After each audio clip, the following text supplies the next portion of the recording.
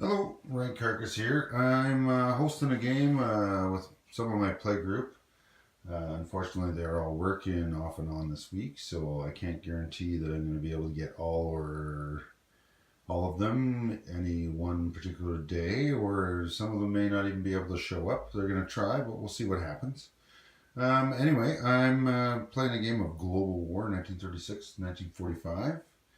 And we're using the 1936 scenario. And we got General Hand Grenade here to play a game with us here in Alberta this time. Instead of me driving to his place, he's driving to my place. So we'll see how this works out. We got a few expansions on the go here. We have the, let's just start with this one here. We have Turkey at War. And we're not using partisans anywhere, so we swapped out the partisan in the setup for a militia. If you're somebody who's played the game a few times, you may notice that. That's what's going on with that militia dude over there. And he does have the Yavas, so we're using that. The Turkish battle cruiser. And along the line of that, we also have this disc here. That's the upside down Japanese one. We've got the French, the Russians, and the Italians, and they're going to be vying for influence to see who. These are the three players that will end up controlling Turkey, so we're going to see who can put the chips underneath these and see who gets it. And that's our reference point for that. So that's Turkey at War. What else are we using here? Well, you probably notice these little black things all over the map. We got oil wars going on. So just a quick pan here. You got, here, let's just sit her down here. You'll see the gold derrick here. We're using these for production of 3 in a land zone. And then the silvers are a production of 1.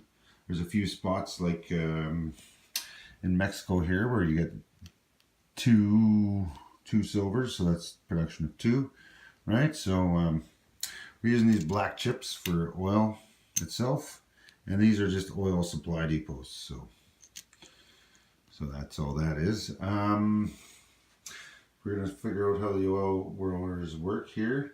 Unfortunately, the setup didn't have enough to cover every single one on the map, but we managed to accommodate that by just putting the oil that was supposed to be in a depot here underneath the tower. We just put 2 5 chips for 10 here. So we've done that 3 times in the US, and we just have the oil that's sitting here in Spain with no depot marker on it.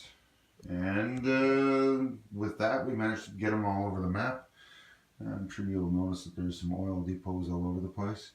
You're also going to notice that we happen to have aircraft on flight stands. You see those 2 British ones. There's a couple of, it's so busy in Europe here, it's hard to see the, there's a couple of German ones, there's an Italian one, there's a handful of Russian ones in there, and the Japanese one. So what we basically did with all of these is that's the Elite Fighter Squadron. So we're throwing them into the game. Turn 1, what is it? July 1936. Everybody gets them. Put all 15 of them on the board here. They're all in, and we just basically said, you know what? You can place them where you want in your home country, and we're good, right? Use them as you want. So we're keeping the special stats, but we're not that the vehicle, the aircraft has, but we're not going to be waiting for, you know, when this exact scenario happens at this location. If you have this type of plane, put a chip underneath, blah, blah, blah. Yep, we're just skipping that, and we're just going to say, okay, we're going to throw these in as a fun little add-on piece, and we're just going to put them everywhere on the map, because, I mean, it's a cool set, and it adds some variety to the game, and that's basically all we're doing here. All right, well, I'm right here on Spain, so I'm going to discuss Spain here.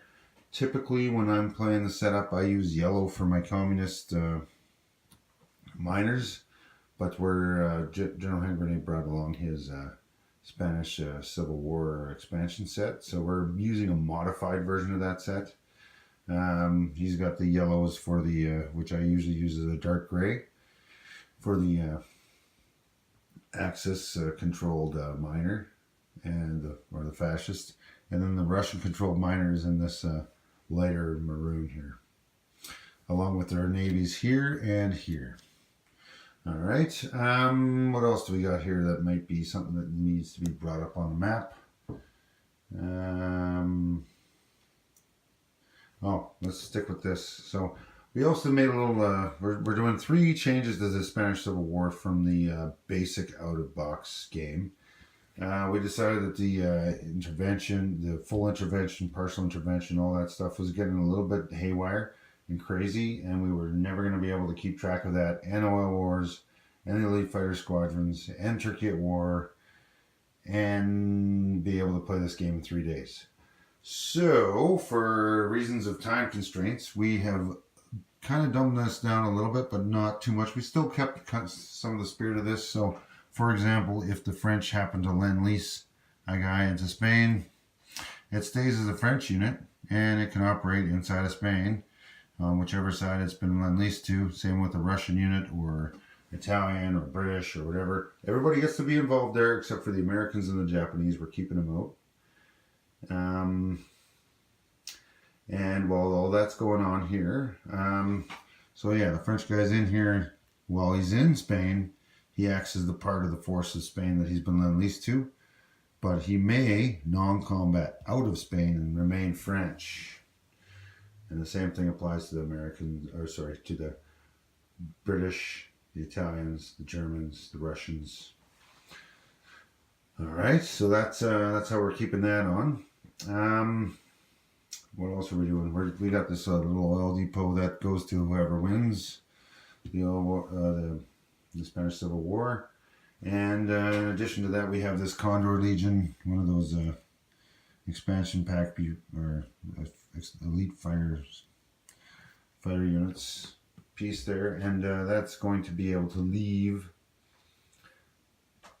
Spain and engage in battle with communists on behalf of the Germans. So we'll see how that works out. So yeah, Spanish Civil War, Oil Wars, I got Turkey at War. What else are we using here? The Elite Fighter Squadrons. And General Hand Grenade also brought along his, I'm going to have to rip around this map here. So all of our oil. I'm using black for those today. And then we have this here. This is the a complete set. There's a ton of extra units in here. This is General Hand Grenade's Elite of the Right SS units. So he's got some that are already glued on, and then he's got some that are chips where you put it underneath the blah blah blah or whatever. So I'm not sure exactly what version of this we're going to use. I believe he's Germany this time, so he's going to go through this, and I mean, it's all in the rules there on what you get and when and why and blah blah blah, and we're okay with that.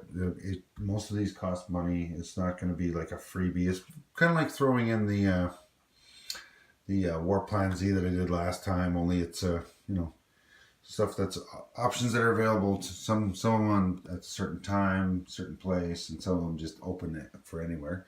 We're using my magnetic tracker here, and we got Turkey up here now. General Hand Grenade was kind enough to bring that along. So we're not using the Netherlands or Brazil or any of that stuff, so I don't need that. And when it comes to tech, we're going to do 2 house rules on tech. The first one, we're going to do General Hand Grenade's rule that I used with him previously, where you pick one of these numbers you don't want.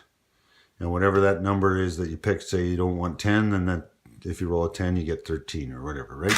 And we're just going to do a D12 roll, and you're going to get one of the 12 that you picked, except for the one of the 12 tech, except for the one tech you decided you did not want.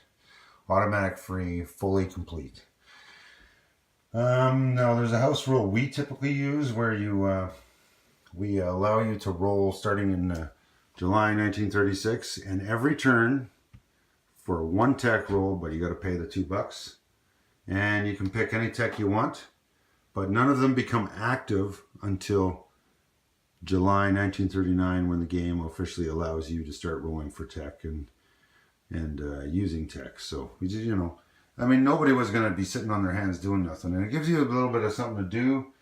I mean, you can kind of gauge what you want to do and get some tech built up. But otherwise, we find that a lot of times, if you start here, by the time you get any tech, you're all the way to here, and you never get to implement it.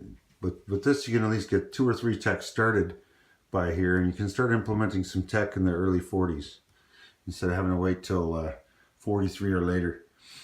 It kind of adds a little bit of variety and flavor to the game and changes things up. So yeah, I'm using my standard setup here. As you can see, there's a bunch of these elite fighter squadrons scattered around, oil derricks, oil supply depots, all over the place. We're going to see how that works. I'm really excited about that one. And the elite of the right, I want to see how that works. And yeah, let's see how this this pans out. Should be a fun game. And just for a little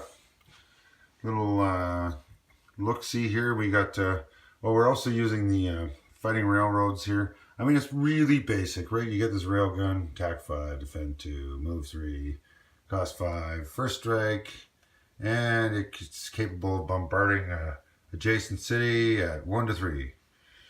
Armored train, move 8, cost 10, transport 1 unit, combat move. Rail, cost 4 for a border or 8 for a mountain border. It's that simple. We're using the black for 1 oil. And my counter is white for 1, 3 is green, red is 5. I changed this up.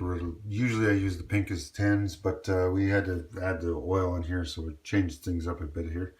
Damage is orange. Country special like Tiger 1E or Volkstrom or black shirts or something like that, we're using pink. Light or old tech, like I don't have all the sculpts for everything. I'm slowly getting there, but I still have a few that are missing. So there's a few places where I might use this as under a destroyer, to say it's a torpedo boat destroyer or something. My magnet's falling off there. There we go. And then same thing with the yellow. I'm using that as heavy or advanced. So I have heavy tanks, but I don't have heavy bombers yet. So I'll put this underneath the strategic to show it's a heavy bomber, should they get purchased or the tech get completed. Marines blue, pretty self-explanatory. Airborne's is purple. The brown is mountain. And coastal gun here, I'm using Axis and Allies Pacific or Europe. The first one, or first strain of those as coastal guns. Forts, I'm using the pillboxes from D-Day here. It's a little hard to see, but the Axis and Allies D-Day. And when it comes to factories, I'm actually using this white one as a major from the original game, and then these gray ones as a minor. And we may incorporate the medium factory. I'm not sure if that was 100% agreed on or not here, so we'll hash that out tomorrow just to double check. And all that is, I did a video on those previously, but it's just a, you know, this one takes 2 turns at 5 to build. This one is 3 turns at 5. That one's 4 turns at 5, right? This one builds 1, this one builds 3, this one builds 5. And if we do incorporate those, I'm either going to use these gray chips here, or I have these factories in black or red that we can incorporate on the map instead. So there's a quick rundown. And of course my black factory fell off here. And that's always what happens, right, when you're using glue and stickers. Anyway, so that's the rundown of those. And really looking forward to this game tomorrow. Starting tomorrow. I'm going to have to start off in the opening stages of this game as both the allies and the common turn. So I'm going to be a very, very busy fella. And trying to figure out this oil stuff and land lease and spending money on Turkey and trying to build up some stuff so that all these crazy SS units don't wipe me out all over the Europe and everywhere else. Keep these Japanese contained. Basically, I'm just going to have to defend Ray Carcass's cat house, so we'll see how this works out. And hopefully I can get some of my my guys in here to cover some of this off for me and take it over. So hopefully if I'm doing this in the early stages here in the in the build-up and development stage, and I'll be able to get somebody else in here to play either the Russians or the Allies, and then we can have a true three-sided game with Russia as a motivated individual player instead of a member of the Allies. And I mean that kind of that's the whole point of this game. It's a three-way game. Anyway, I'm gonna leave you there, and hopefully I'll be putting out more videos tomorrow. Thank you. Bye.